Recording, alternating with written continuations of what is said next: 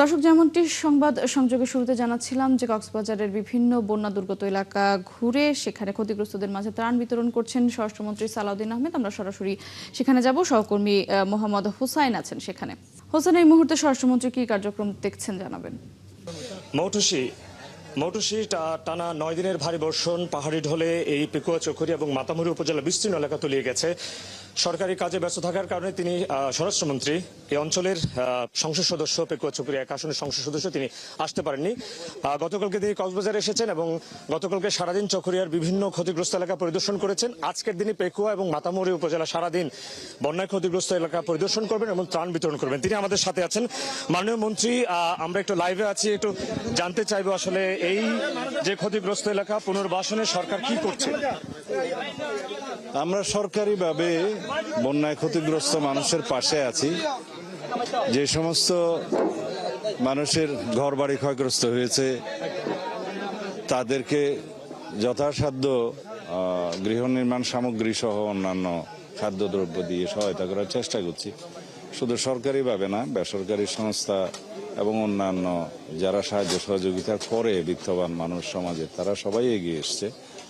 আমরা এর বাইরে কৃষি উৎপাদন যাতে ব্যাহত না হয় সেজন্য বন্যা উপদ্রুত এলাকায় বেড়িবাঁধ জরুরি ভিত্তিতে মেরামত করা এবং সার, বীজ, কীটনাশক সহ কৃষকদের সহযোগিতায় যতটুকু যেখানে করা দরকার আমরা সেই পরিকল্পনা নিয়েছি। এটা সমন্বিতভাবে করার জন্য, এই কার্যক্রমগুলো সমন্বিত করার জন্য একজন মন্ত্রীকে দায়িত্ব দেওয়া হয়েছে।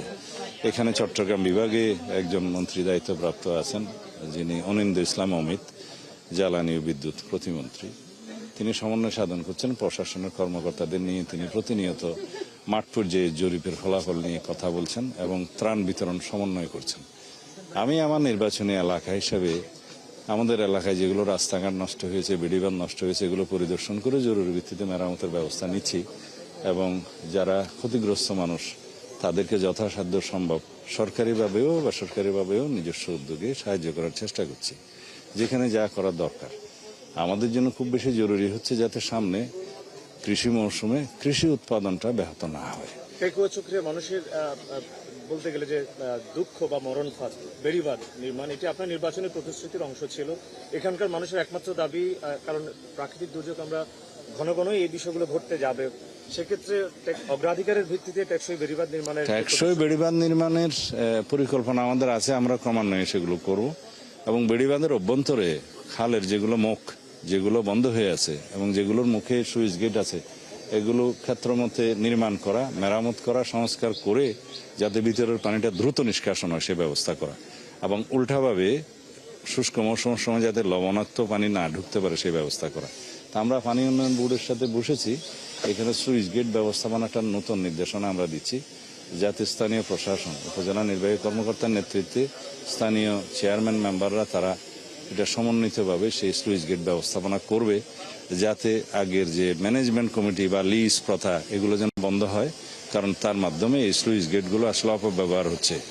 তারা হয়তো কয়েকজন মানুষ নিজেদের ক্ষুদ্র স্বার্থে মাছ ধরার স্বার্থে ভিতরের পানি বেরোতে দেয় না অথবা লবণাক্ত পানি ঢোকায়। এই অনাচারটা বন্ধ করার জন্য নির্দেশনা দেওয়া হয়েছে। আরেকটি বিষয়, বিভিন্ন জায়গায় অবৈধ স্থাপনা, খাল এবং নদীগুলোতে তীরবর্তী জায়গায় অবৈধ স্থাপনা উচ্ছেদে আপনার কি ব্যবস্থা নেই? দেশব্যাপী আমাদের যে খাল খনন কর্মসূচি নেওয়া হয়েছে, যে 20,000 কিলোমিটার খাল আমরা খনন করব, সংস্কার করব। তার উদ্দেশ্য হচ্ছে যাতে দেশে ওয়াটার রিজার্ভার মানে জলাধার নির্মাণ হয়, কৃষির শুষ্ক মৌসুমে যাতে পানির অভাব না হয়, বৃক্ষরোপণ সহ মৎস্য চাষের বৃদ্ধি পায়, পরিবেশ এবং প্রতিবেশের উন্নয়ন হয়, যার মধ্য দিয়ে জলবায়ু পরিবর্তনের যে বিরূপ প্রভাব সেটা আমরা মোকাবেলা করতে পারি। এটা একটা সমন্বিত প্রচেষ্টা এবং পরিকল্পনা। সেখানে আমাদের অর্থ বরাদ্দ করা হয়েছে গত মৌসুম মানে কয়েক মাস আগে থেকে সেটা শুরু হয়েছে। বৃক্ষরোপণও আমাদের মাননীয় প্রধানমন্ত্রী এখানে আমার নির্বাচনী এলাকায় এসে জাতীয়ভাবে উদ্বোধন করেছেন।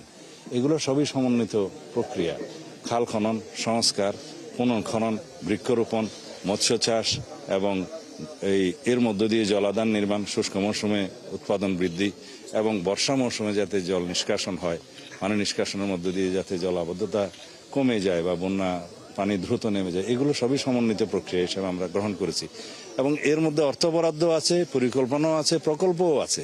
এগুলো একসাথেই করা হবে সংস্কার। অসংখ্য ধন্যবাদ মাননীয় মন্ত্রী। স্বরাষ্ট্রমন্ত্রী সালাউদ্দিন আহমেদের সাথে কথা বলছিলাম। তিনি আজকে সারাদিন পেকুয়া এবং মাতামুহুরী উপজেলার বন্যায় ক্ষতিগ্রস্ত মানুষের সাথে। ধন্যবাদ হোসাইন আপনাকে। আপনি জানাচ্ছিলেন স্বরাষ্ট্রমন্ত্রীর সঙ্গে কথা বলে যে বন্যায় ক্ষতিগ্রস্ত এলাকা পরিদর্শনে গিয়ে স্বরাষ্ট্রমন্ত্রী পরবর্তী কি পদক্ষেপ নেবেন। ধন্যবাদ আপনাকে। দর্শক, কক্সবাজার থেকে যুক্ত ছিলেন মোহাম্মদ হোসাইন।